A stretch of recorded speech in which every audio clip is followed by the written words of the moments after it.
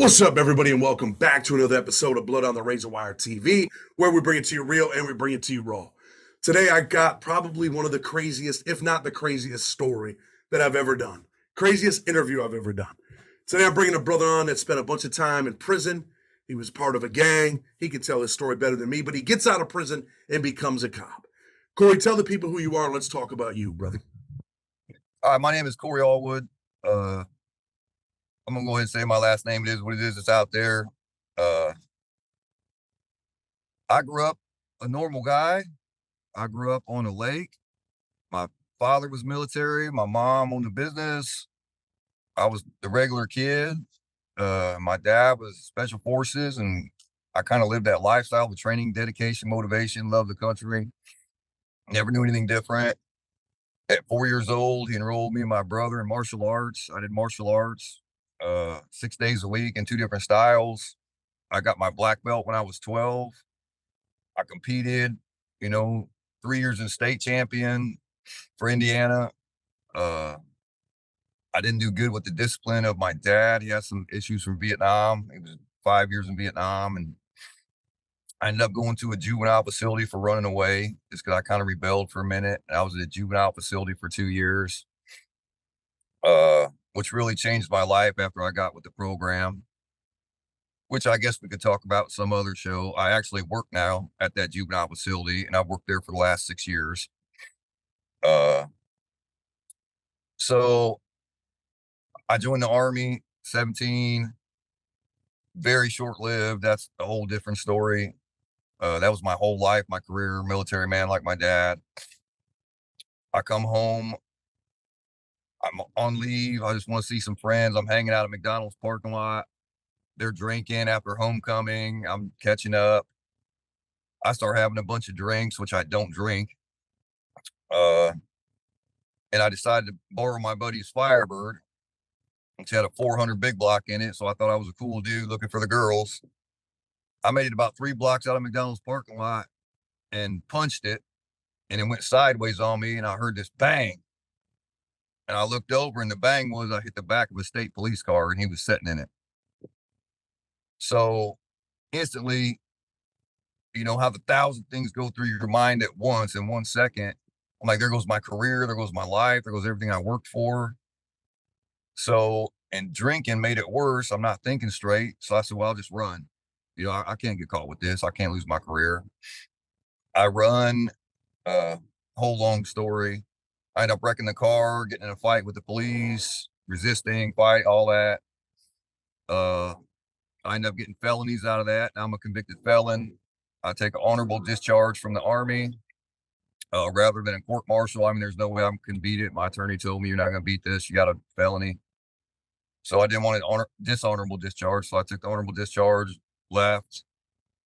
And I thought back then I knew felony's a bad deal. I mean, of course, you hear felon, but you don't realize what felon means for the rest of your life. Like, it completely flipped my world upside down from the kid on the lake driving mommy's BMW to high school to now I'm a convicted felon, like pariah, So I compounded this. I kept driving while suspended. I'd resist arrest. I go to prison for a little stint, to these minimum goofy prisons that are, you don't learn anything there. It's, it was nothing. This kept compounding, and I kept resisting arrest, kept fighting. Just a wild kid, man. I just lost it. And ironically enough, the prosecutor was the head of my church I've went to since I was 4 years old, my dad's best friend. And nevertheless, he sent me to prison. Don't think I got any breaks. He was harder on me than anyone else. No deal. You know better.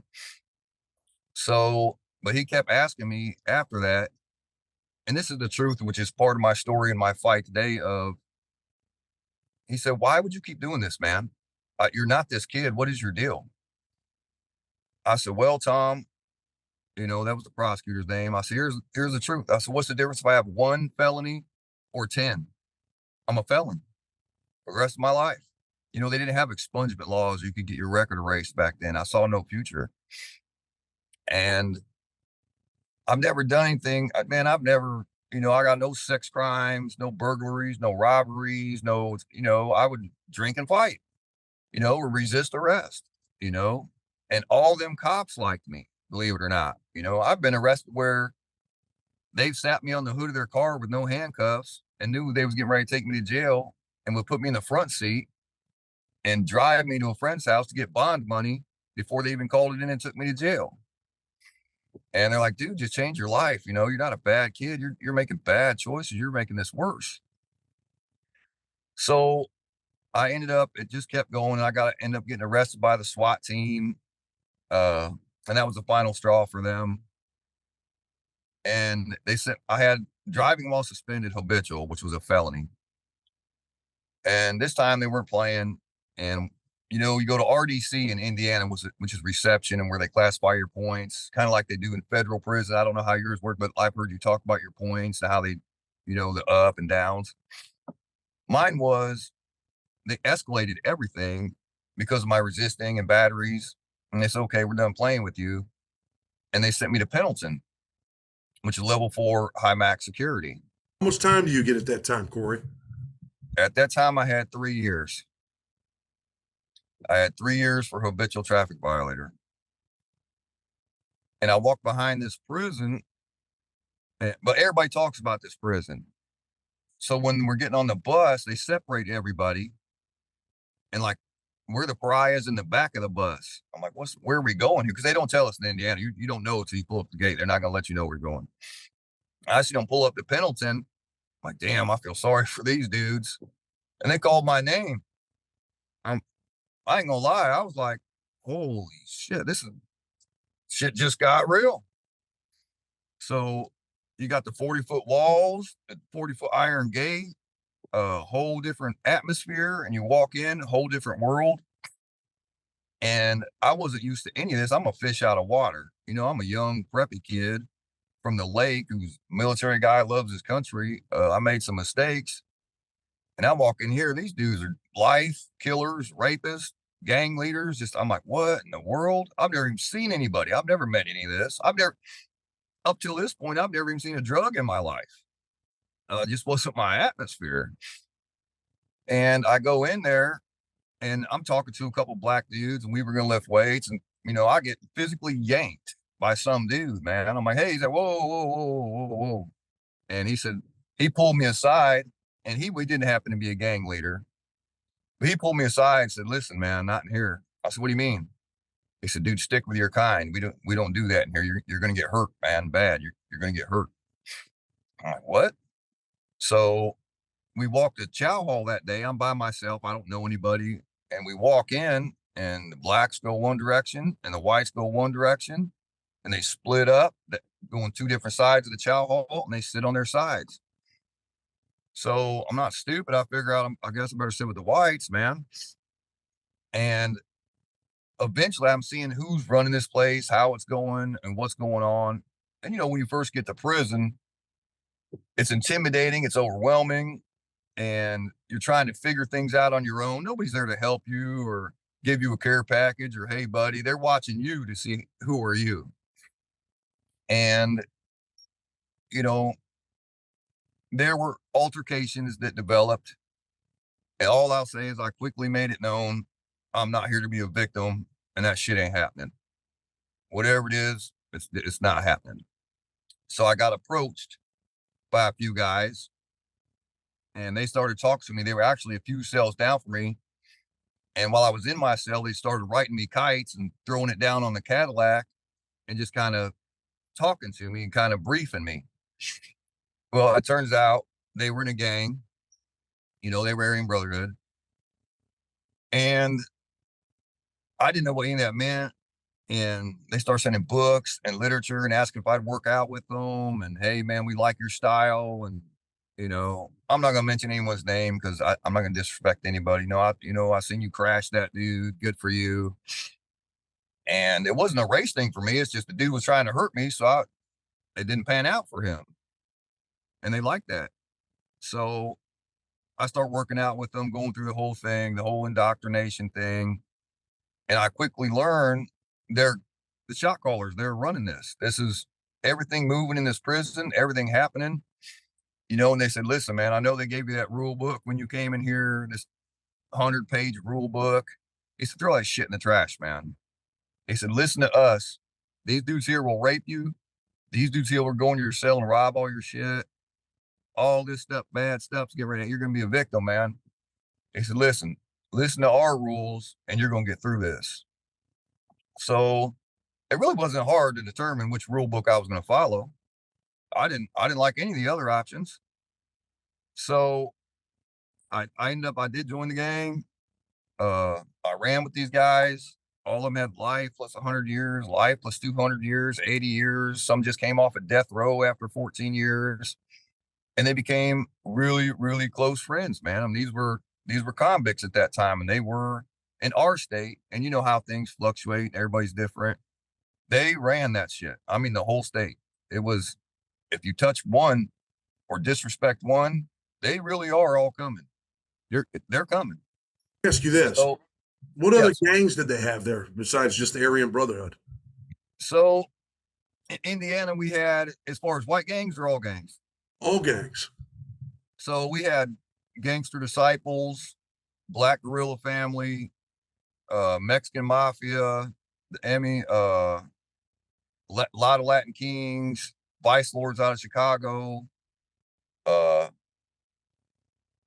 They had a lot of gangs in there, really, man. I mean, they had Latin folks.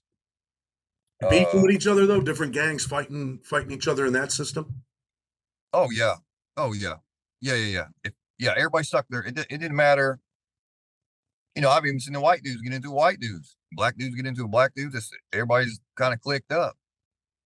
So you were talking about the ABs and these dudes talking about following the rules, and I interrupted you, so I apologize. Keep going. No, that's fine. So I thought, of course, I'm gonna follow their rules. I figure out we're running the show. So and this is no disrespect to anybody, because I'm never gonna get on here and disrespect anybody. My cause is to help people and get them out of this life, get them out of gangs, get them out of racism, get them the hell out of that torturous prison system. But at the same time, you have to be honest with some of it. A lot of these guys had no education, no family, no training, no experience, never been anything really in their life that mattered. And in here they had a chance to be somebody that mattered. And I get that philosophy. I get the draw, and there's safety in numbers, there's safety in it is what it is. It's prison. But I wasn't that guy. So eventually I did move up the ranks and take the reins, which actually just made it worse for me. Because now you're really a target by not only all the convicts, but by administration for sure. So they were on my trail all the time. They could not figure out how all these officers were bringing stuff in the prison. Internal affairs worked for us. All 80% of the officers were ours. I mean, they just could not control the prison system. Well, and everything that turned around, you got these inmate, we're convicts, you got these inmate snitches that want to deal for everything. So they're always writing kites or trying to tell on everybody, and even at that, internal affairs or the officers, if you handed them a note talking about the Aryan Brotherhood or this guy or that guy, they would bring it right to us and say, hey, just so you know, here it is. They give it to you. They wouldn't even turn it in. They give it to you. Go handle your business. So eventually it came to, like, you got knives in there. It's prison. Who doesn't have a knife? You're in max. Everybody's in there. Everybody, it is what it is. There's people getting drug out of there dead in body bags all the time. So of course you're going to have a knife. I myself kept one in my boot, one in my pocket, and one in my waistband anytime I moved. It's just that simple. Because if something happens or you lose one or your buddy's there and you can toss him one, I mean, stay alert, stay alive, right? If you stay ready, you ain't got to get ready. So Let's talk a little bit about this, because eventually, I mean, obviously people can see you're a cop now, but you were on that side, right? What was it like in there as far as the administration, as far as the cops? You talked about sometimes the cops, work for different gangs. I mean, did you see them set people up? I mean, what did you see? Now that you're on this side, what was that side like? now that you can, kind of discuss it and you're on the other side? I can personally tell you, I know for a fact, uh, you can pay officers or officers that already work for us, which I never ever condone any of this shit because to me, it's no different than being a rat. But people will pay the officers to get a dude. They'll put a knife in his cell because back then it wasn't a crime.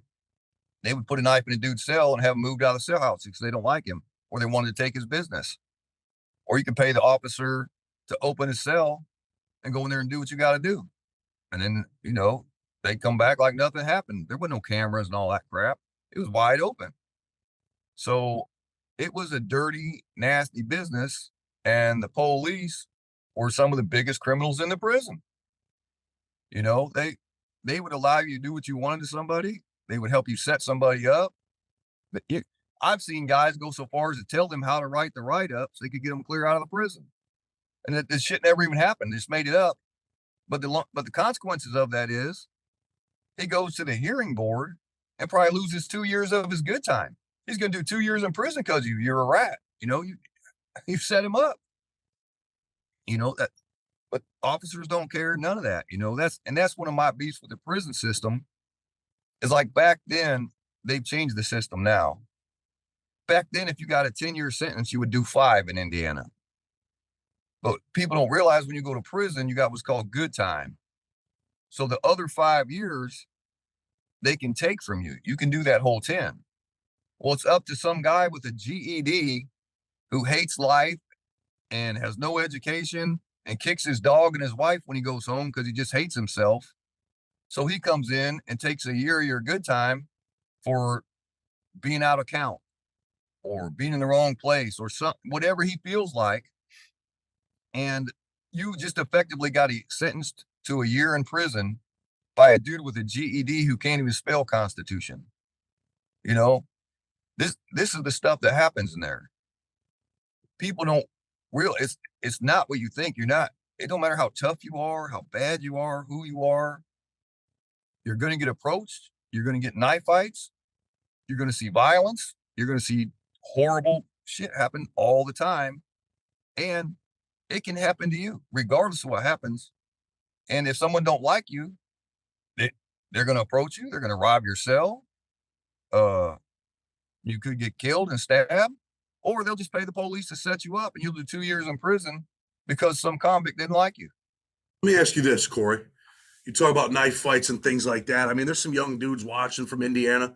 What's one of the worst things you've seen over there? I've seen a lot of knife fights. I mean, my guy, rest in peace, Larry Williams. Larry Williams did almost 14 years on death row before he got his case overturned and they gave him life in prison. And this is the things you see where it desensitizes you and people don't understand this. This is how it programs you. It's not one of the worst things. I guess that's sad, but it's one of the sad things of you realize what you've become as a monster. We were playing softball out on the baseball field behind the wall in our rec yard. And everybody's out there drinking in the dugout and half of them are doing drugs or whatever they're doing. And the dude on second base, my buddy Larry Williams, was up to bat. It was for his turn to bat. He's half drunk anyway. And two guys come up, one watches guard, and the other guy stabs him like 19 times in the neck and through the heart and through the lungs and just collapsed right there. I mean, butchered him on second base. Nobody even flinches or moves. And Larry Williams keeps pounding the bat on. He said, pitch the damn ball. Like it's got nothing to do with us. Pitch the ball.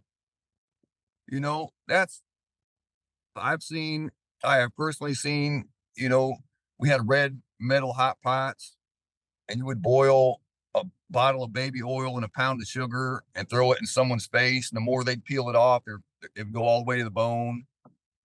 I've seen guys for $100 bill. If you give a guard $100 bill, they'll give you an eye drop full of gasoline from the workshop and they'll just spray it in your cell and light you on fire. I've seen some of them lit on fire and couldn't take it and jumped over the third range, you know. We Stab used to Larry have Williams. I want to know why they stabbed Larry Williams, the guy that was on death row. no, they used to have him. He was the one at bat. Oh, okay. I'm sorry. What, Yeah, he was the one saying just pitch the ball. I don't care if they stab second base. I'm ready to. It's my turn to bat. stab that dude for? I don't know that guy personally. I heard it was over a gambling debt. I think well, ironically enough, I think he lost a gambling debt on, I think it was a tennis match, and he owed 2 cigarettes, and he couldn't get them till the next week, so they just stabbed him. Unbelievable. Eventually, you walk away from this gang, you walk away from the Aryan Brotherhood. What's that like leaving a gang? So I ended up going to Supermax.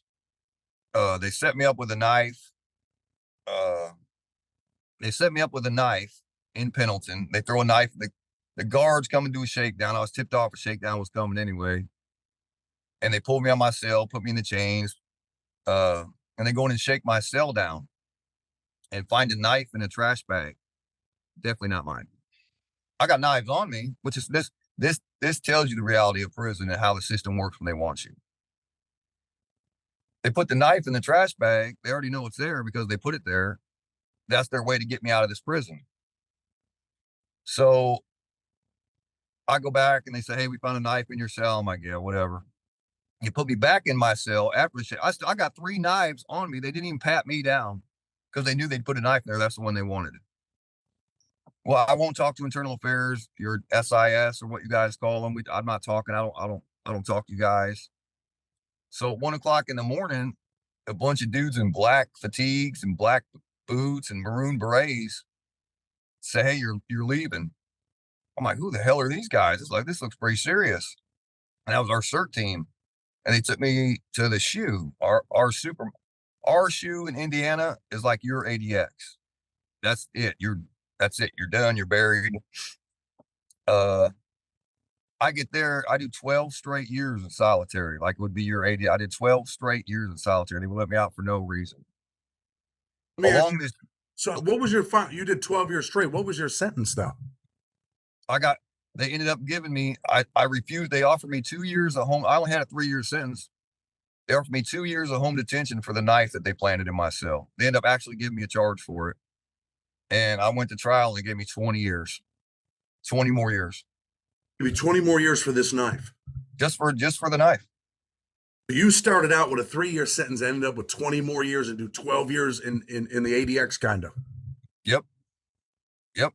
Corey, what's your life like sitting in the hole for 12 years, bro?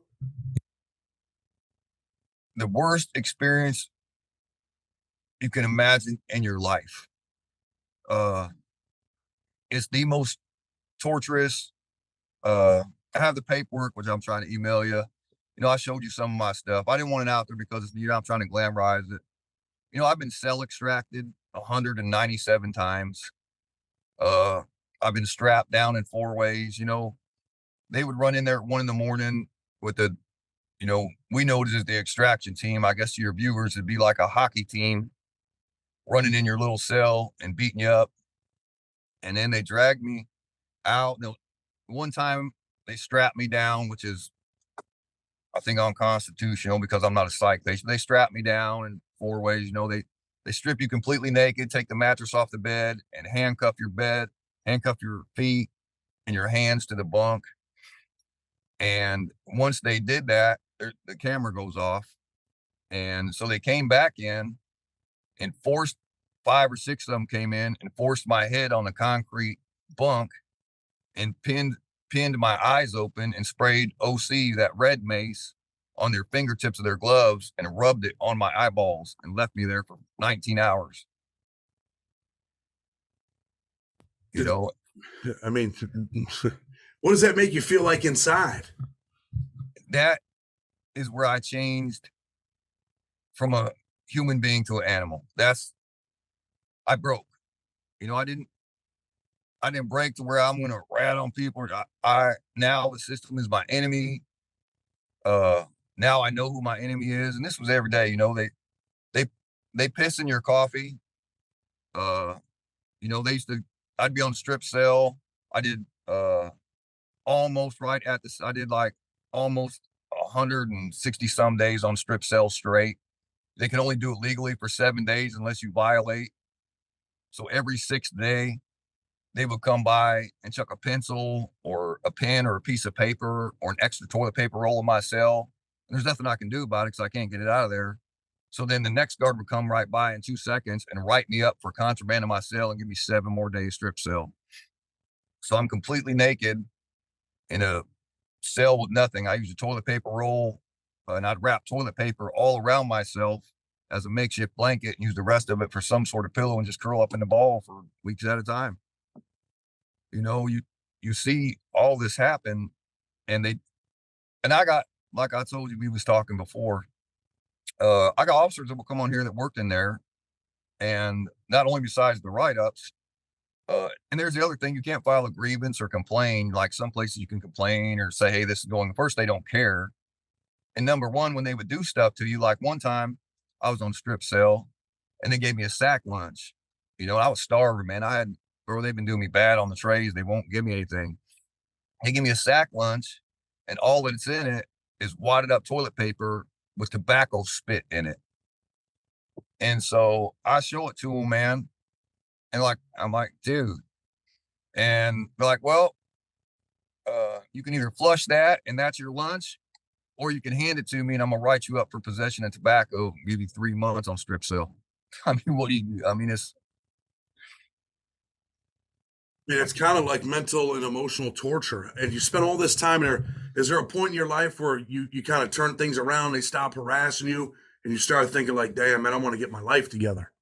this it is. And this is where the gang thing separated and I started thinking outside because I'm a big reader. I read and read and read. They indoctrinate you with the 48 laws of power and the art of war and Machiavelli the Prince and Mein Kampf and all this bullshit. But I read on my own. I read philosophy. You know, I read a lot of history of politics. I read, so I could spend a lot of time inside myself with this hatred. And then I've been on a strip cell like 3 months at this time, and it was freezing. Dudes would try to sneak me a blanket, and they take it and strip them out. So I just stopped taking them because I didn't want anybody else stripped out. Once a year on Christmas is the only time you really get to eat. They give you, and for us, I mean, it's like a turkey sandwich but you get like a cake with a raisin on it or something, something, but it's something, it's food. It's not because all we got was hot bologna sandwiches and rotten milk. So everybody looked forward to this day. Well, they passed me out that sack. They passed me out a styrofoam tray, and all this wrote on it is a smiley face. I said, fucking enjoy this. There was nothing in it, just a smiley face written in pen. And so my guys on the range heard me, black, Mexican, white, didn't matter. They heard this shit. Next thing I know, bro, this makes me still emotional. All the Christmas trays come flying out of the range. Everybody refused to eat their Christmas tray and said, if he's hungry, we're hungry with him. Fuck you. And that kind of for me was the point. Man, we're all in this together, you know? And I started just changing my ways, man. I had some black officers approach me with Bibles and say, hey, man, you're better than this. Sorry about what's going on. And over time, I just decided, hey, man, this ain't for me. This isn't my life, man. And at the end of the day, I had to be intellectually honest with myself. I'm the king of what? I'm the king of nowhere. I'm the king of nobody and the king of nothing and the king of nowhere. If I die tomorrow, someone will take my place. Uh, when I walk out that back gate, nobody in there will know that I wasn't a rat, that I stood up, that I fought, that I was something. Who cares? The second you walk out, nobody at Walmart's going to ask you that. You don't put that on an application. So I just, I couldn't do any more of the hate, man. I was so filled with hate, it was destroying me. For 3 years in solitary, I went on a talk fast. I did not say one word for 3 years. And I just paced myself dripping in hate. I was just inside myself. I refused to talk for 3 years to anybody, never said a word. And after that instance where them guys threw the trays was kind of the breaking point to bring me back, And I just decided, man, I'm out of the gang. I'm out of this. Whatever the consequences are, it is the consequences. I didn't go anywhere or debrief or talk to the police. It wasn't because I'm some mad stand-up dude. I mean, I like to think myself as stand-up, but my reasoning was I didn't ask the police to join this gang. I don't need to ask them to leave. I made the decision to come in. I made the decision to get out, and we'll deal with it accordingly. And we dealt with it. It was what it was. I'm willing. I'm willing to do what I did. I can take whatever comes next. But it separated me from that, so it gave me a fresh start. How hard And is then I it? Oh, I'm sorry. Go ahead. then it gave me the mindset of now what? Now you're free of this. What are you free of now? What's next? And I don't want to die in here in this shoe because there are a lot of guys in the what like our ADX, our shoe, they will die in there. They got 180 years plus life. They're dying. Is that my life? Is that where do I want to, is this my life? So I said, I'm going to go to college. I'm going to change my life. I'm done with this. I've got a few years till I go home. I filled out an application to Indiana University, and it gets deferred to 4 or 5 people because I'm in Supermax and I have to send my packet. My counselor in the prison has to send my packet. They don't know what to think of it. I don't think they want to say no. I don't know if they're scared of a lawsuit or they just didn't know what to do. So finally, the chancellor, the president of the university, writes me and says, "If you're very persistent, if you're serious when you get out, you come see me." So the day I walked out of prison, which I walked out of Supermax, I went home from Supermax, and in this, these prisons, it is what it is. You don't come out of your cell. I never came out of my cell. I've never been around a human being for 12 years. They handcuff you behind the back, shackles. They put a dog leash on your handcuffs and a billy club and walk with you. I've never been around a human being for 12 years and never not been on a dog leash. But the day I get out, I'm true to myself. So I go that day in my prison clothes with my prison box, and I walk into Indiana University. That's where I take my ride to. And I tell them I'm here to see the chancellor. And they said, "We can't see the chancellor. He's the president of the university. You can't just," I said, "Well, here's a letter." And I dug it out of my little box. He said, "To come see him." And she said, "What?" So she went and talked to somebody, and they said, "Well, you got 15 minutes. So that 15 minutes turned into 4 hours with the chancellor. He said, "You're admitted. You're in. I like your story." He took me to a steak dinner at the Roadhouse, and he drove me home. Where was home? With your parents? I didn't. Well, so here's the thing: I didn't have a home, right? I hadn't talked to anybody in 20 years. My parents didn't talk to me the whole time. I was, I was the pariah. I made mistakes. I embarrassed the family legacy. I had no one. I didn't have friends, right? And I didn't have, who wrote me, which is part of your story. You know who wrote me? The cops that arrested me. They That's would write crazy. me on, they would write me on Christmas or Thanksgiving and say, "Keep your head up, change your ways. You're better than this."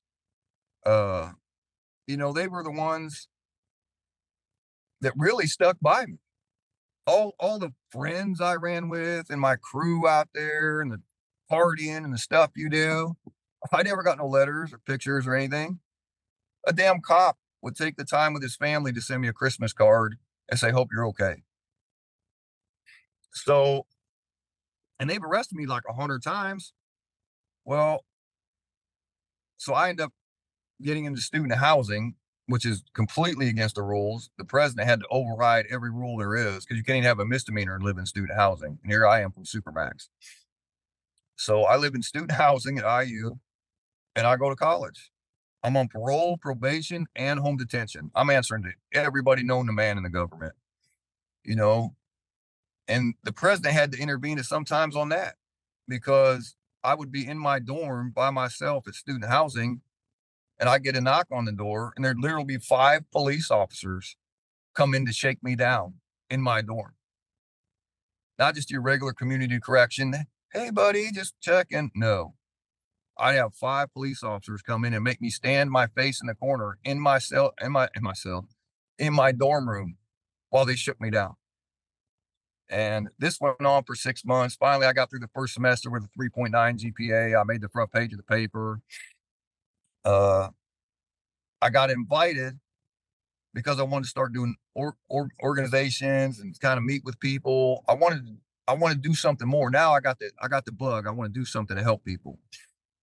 And when I first got to Indiana University, there's police everywhere walking around, all this. My first semester, bro, if I saw a police walking, I peeled out and went the other way. It looked like COs to me. You know, when you got the brick buildings and the yard and the walks, it's like prison to me. I don't want to talk to the police. You know, it took me time to adjust. For my first semester, I looked at Indiana University like a prison yard is dangerous. I didn't talk to anybody. I never talked to a guy. It was psychologically a lot to deal with. And they started working with me and going out of their way to help me.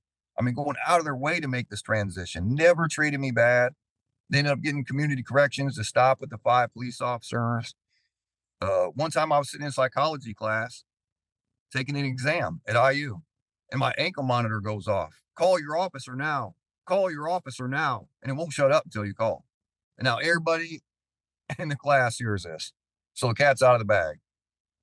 So my psychology professor had to explain to the class what the situation was. And once it became out there, believe it or not, people embraced me 1,000 times more. Now they had my support. Like, we can't believe they're doing this to you. You're trying to do the right thing. It caught the attention of the chief of police. And she asked me if I would speak about gangs and racism and policing and bringing communities together. What do you see? That's why I got a lot to say and a lot to see. I can tell you about it. But it blew my mind that any police officer on this earth would want me standing next to him, you know, but she did it. She had me up there in this great big conference, and it really went well. A whole bunch of police departments were there. The whole student body was there, and it went good. This got the attention of a judge. The judge said this is the first time in history. So you're doing this speaking engagement. The judge is there, all these cops. What's going through your mind? It's incredible, man. I'm still trying to wrap my head around it. These people even want me here, but they were really attentive and really cared. And it looked like that's what drove me to, hey man, I want to do a whole different thing now. I got the bug, I got the itch now, because people really are listening, and there are things that can be done, and people do listen and care if you're out there. And the judge invited me to her office. She said, I have never in 30 years on the bench had anyone that's been in jail in my chambers. You're the first. So, you know, she'd like me to help with her court, give her advice on, you know, drug court and reentry and what programs would work and stuff. And we became really good friends. Eventually, I get off. I didn't even know it was coming. My parole officer called me one day and he said, hey, free man. I said, what's that mean? He goes, I submitted this morning at 8:00, an early release from parole. And at 10:00, they approved it. You're done. 2 days later, the ankle monitor came off and probation dropped me. So I was like, wow, like I didn't even know what to do, you know? And I started working with them, started with the organizations. What do I do? I want to keep furthering this. I ended up getting a job. To their credit, you know, I was still a felon. I still had all this stuff. I got a job at UPS at the airport unloading jets. And then I got a job with American Airlines. And I just kept working, going to college, trying to figure out what I want to do. How can I keep helping? And after all this, you know, this is years into it. You know, I've been out 10 years, 9 years now. Like 6, 7 years ago, the prosecutor who prosecuted me contacted me and said, hey, you know, they have an expungement law in Indiana. Your name's been buzzing all over the state with all the work you're doing. What do you know about this expungement? I said, I've never heard of it. I don't know what you're talking about. They said, yeah, they'll expunge your record. They'll erase your entire record. I said, what? And he sent me the statute, and I looked it up. And he said, I'd like to represent you for free on it. I said, you're the one that sent me to prison.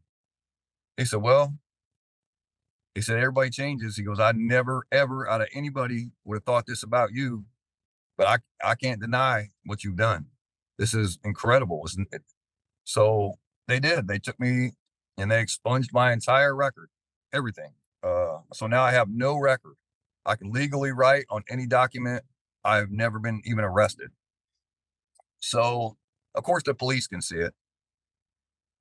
So my buddies who I talk to, who all the officers that would come with the community activism and all this, and the officers who had arrested me and wrote me in prison would come to the college that whole time and mentor me and stay up with me and took me to dinner. Like they were good dudes. They were proud of my progress that I was staying out of there and changing my ways. I denounced racism. I've left all that. I've left it all behind.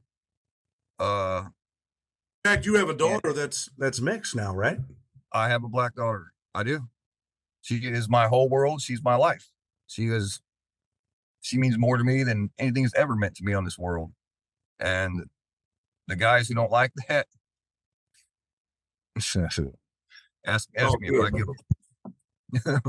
And one of your best friends is also a guy that did a bunch of time, got out, and he's a criminal defense attorney now, right? So yeah, I do want to plug him, and he wants to talk to you. His name is Mark Nicholson from Indianapolis. He was an Army Ranger, came home. He got in an altercation at a bar. He got convicted for manslaughter and did 12 years in prison with me. Ironically enough, he's the one who represented me as my prison attorney, the inmate who represents you at your write-up on my knife case I got 20 years for. He was my guy in there in prison with me. Now he got out and went to law school and is the first person in Indiana to become a licensed practicing attorney, has been ranked #1 for the last 4 years. There's some intelligent dudes in there, man. So, I mean, when you're sitting in prison, do you ever think in your wildest dreams you'd be a cop? I never even thought about being a cop because I hated them so bad, man. I mean, they were the mortal enemy. But the dichotomy and the inner conflict was they're the ones sending me Christmas cards. They're the ones, helping me out. Not these COs and correctional officers. I had some really, really good ones too that I'd like you to talk to, that they would stop the nonsense and they would try to intervene when all this torture and stuff was going on. But they were there. They saw it. They saw the strap downs. They'll tell you they had a locker that they had built with my name on it, my prison name, Pony Boy, with rope on there just to take my shit for strip sale because they knew it was coming every day. Just take it. I had my own locker. So, but they'll tell you the stories. There are good people who made an influence, made an impact on me. And one day I was talking to these guys. I said, well, I want to do something. I want to give back. How do I make a difference? I really want to do something different where I can give back. And I applied to several places, and then I ended up applying to a sheriff's department that I've never been to in a city. And ironically enough, it was basically an all black department. The sheriff is black. All the captains are black. The whole panel's black.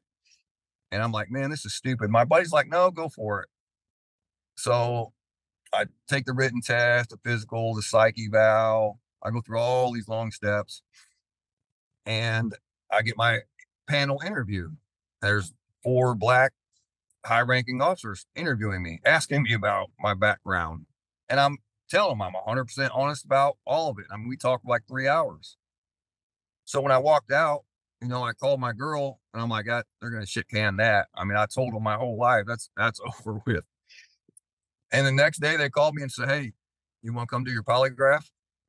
I said, what? They said, yeah, you did great on your interview. I did. So the sheriff himself did my interview and he asked me about all of it first. We talked for 3 hours before I even did my polygraph. And here I am talking to a 65-year-old black guy who's been a sheriff for 30 years. And he says, hey, it is what it is. He goes, I'm a 65-year-old black guy in the city. You don't think I've had some bumps and bruises? He goes, you're honest. You admitted to it. You're definitely not that guy. He said, you got recommendations from people that probably wouldn't even give me a recommendation. That's why you're sitting here. He goes, and my captain who interviewed you, which was the lead captain on the interview panel, he said he usually writes me like an email or a note or something that says yes, no, or I don't like this guy, or go ahead, it's up to you. He said that's the first time he's ever come into my office and said, hire this kid. He's the real deal. So he said, that's why you're sitting here. So I did my polygraph, and it was, Jesus, man, that polygraph sucked. So I'm doing my polygraph. He knows everything, but I have to do this polygraph. And it's like 2-hour polygraph. And then he just says, okay, and gives me like this stern look and leaves. I'm just sitting there in this room dripping sweat. I'm like, what the hell? I don't know. And he comes back with this like stern look, just kind of shaking his head. And I'm like, oh man. And he goes, you know what? Gotcha. He goes, congratulations, Officer Allwood. I said, what the? And here's the truth of it. It's the greatest feeling I've ever, there's no way to describe what that feels like after what I've been through to be called officer and not no CO in a prison. And that was for the jail. It was a jail officer. But a week goes by. I got to get all my uniforms, my ID, all my crap. The first time I put my uniform on, I shook and threw up. It made me physically sick. Like, what the hell? What have I become? And I called my buddies and told them, and they said, man, you're going to have reaction. You lived that for 20 years now. You know, he said, be the one that you wish they would have been to you. And it's okay. You know, and I was. I've never had a grievance. I've never had a write up. I've never been counseled. I've never had a complaint, never been sued. And anytime something happened, they said, where's Officer Allwood? Where's he at? Get Officer Allwood. I'm not talking to you. I want to talk to him, you know? So it made me feel good, man. Hey, you want an extra tray? Have it. You want an extra blanket? It's cold. Keep the shit. And then they come take it, and I go fucking give it back. You know, I mean, I've been here, man. And that led to, well, if this I is want what people it to is, understand you're not a beat cop. You're working at a jail for the sheriffs, right? at that time, yeah. And I was in the jail helping these guys. I mean, this is, I didn't traffic or bring them shit or none of that, but I did what I could in there to make sure no one beat them up, no one disrespected them. They weren't cold, they weren't hungry. They got their shower, they got their rec, not none of this stupid shit of we're busy. You're busy because you're sitting in the hallway doing shit, man. You're on Facebook. Go fucking take this guy to rec, you know? So that led to, well, what's next, man? I want to get out there and meet people and make a difference. And I see what's going on in the world. And I end up applying and going through the steps and got hired and sworn in as a sworn police officer in Indianapolis. Now you're a cop in Indianapolis. How long you been on the job? I started last year. What's it like to be out there on the street? I mean, Indianapolis is a dangerous place. It is. It's dangerous. It's getting worse. But my department is really, really, really community oriented. I'm in a certain district, in a certain department, and we're community oriented. I would say her name. I'll ask her because I think you might be able to interview her. She's elected. She's the elected chief. She's gone viral a few times. She cusses out the police. She stops people from being arrested. She'll pull over other police officers that are not our department and make them arrest people. I mean, she's, yeah. Oh yeah, it's viral. It's on TikTok and YouTube. She is for the people, which we are too. I mean, make no mistake. I mean, if you're dealing fentanyl or you're hurting a kid or you're smacking your old lady or you're burglarizing someone's house at 1 a.m, yeah, we're coming, bad boys. I mean, we're coming. But we get out and talk to the community and we don't harass people and stop and frisk. I don't care about any of that shit. I don't care what's in your pockets or what, as long as you ain't trying to shoot me in the face, I think me and you are pretty good, and don't hurt anybody else in your community. That's our deal. It makes a difference. There are for sure bad cops, dude. I mean, come on. There's horrible cops. There's criminal cops. There's There's cops that should never have a badge. There's cops that should be wearing prison uniforms, for sure. But there are good cops, man, who make a difference. That's why I want people to see. People will hate me. Well, he's a sellout. Okay. Well, I'll be all that. That's fine. But I promise you, if the call comes, whichever car comes, it's your case. Whoever's first. You want me in the drive first, because what is going to end up being a conversation and a hug, and we can work this out, and you go home, is the difference between dipshit B showing up first and you getting your face bounced off the trunk and going to jail for the night. Because I understand all that. And the cops that showed me respect, the cop that set me on the hood and talked to me with no handcuffs and drove me to my buddy's house to get bond money with no handcuffs and then called it in that I was going to jail. I remember that, man.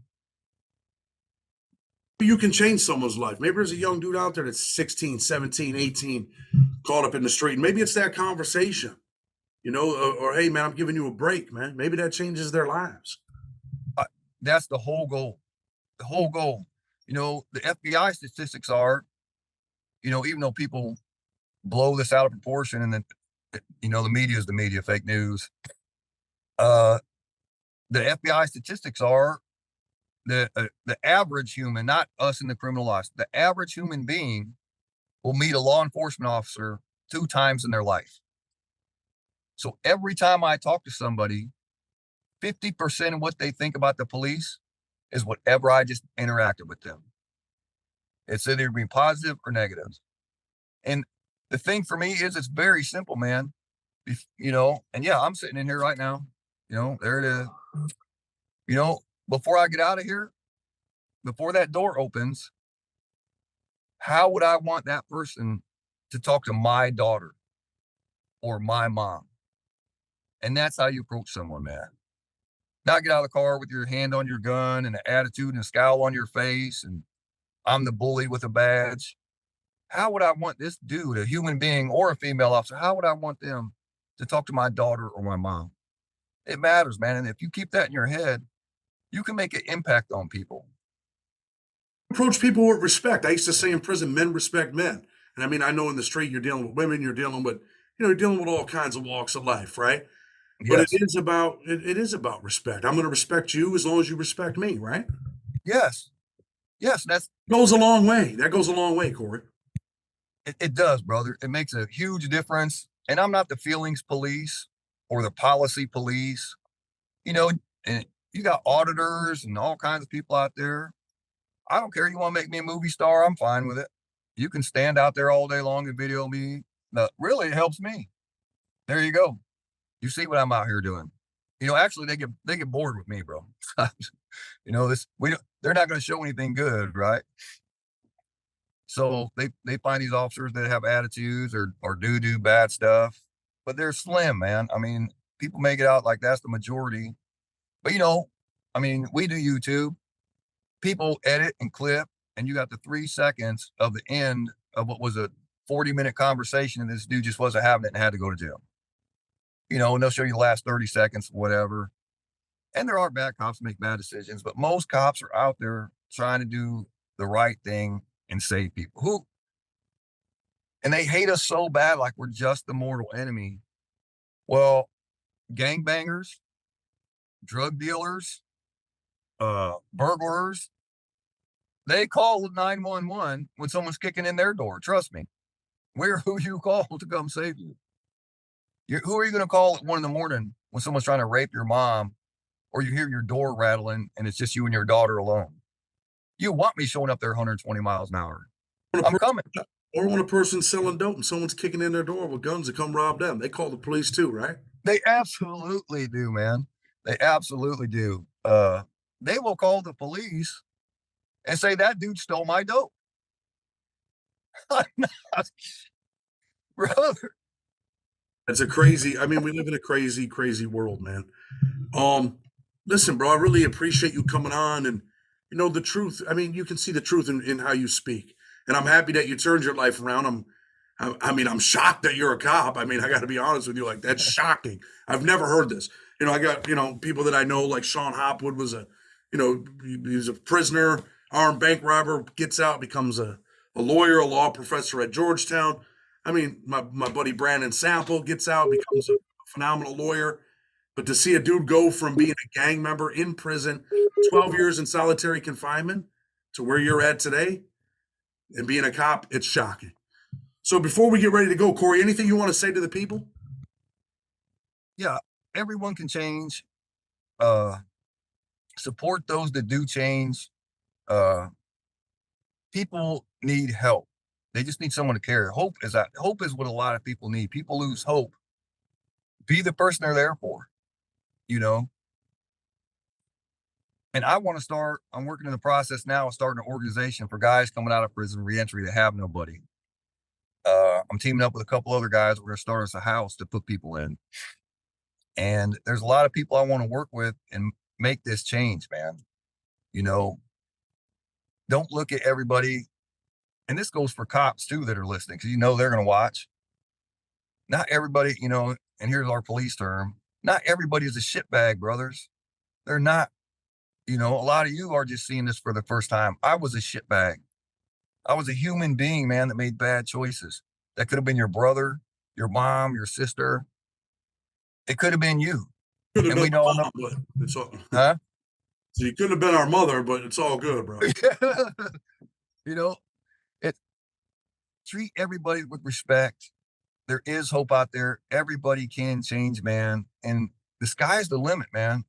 You know, never sell out and buy the sellout of it can't be done. You're sitting here looking at it, man. You see that? There's the bad. It can be done, brother. It can. I know y'all don't want to be cops, but chase your dream. Whatever it is you're aspiring for, it can be done. Don't let anyone tell you it can't. As long as you're out there for the right people, fight. And let's get these guys from behind those cages and stop the torture in there. Stop the racism, stop the gangs. Let's try and do something to flip this around. We've been there. We know what it is. We know the end results. Well, thank you for having me on, brother. You're a good dude. I love your show. I love what you're doing, man. Corey, I definitely appreciate you. You know, I want people to understand that you became the change that you sought to see in others, right? Not always easy coming from that side, but definitely appreciate you coming on, man. You are an example that, you know, change is possible, that you don't have to live that life. You don't have to go to prison for the rest of your life. You can do 10, 15 years and come out. Maybe you ain't going to be a cop, but you can do some good things with your life and be the best father, best husband, best man you can be. And, you know, that's really what it's about, man. Come out here and appreciate this stuff, man. So, and that's enough. And that's enough. Be a good person. That's enough.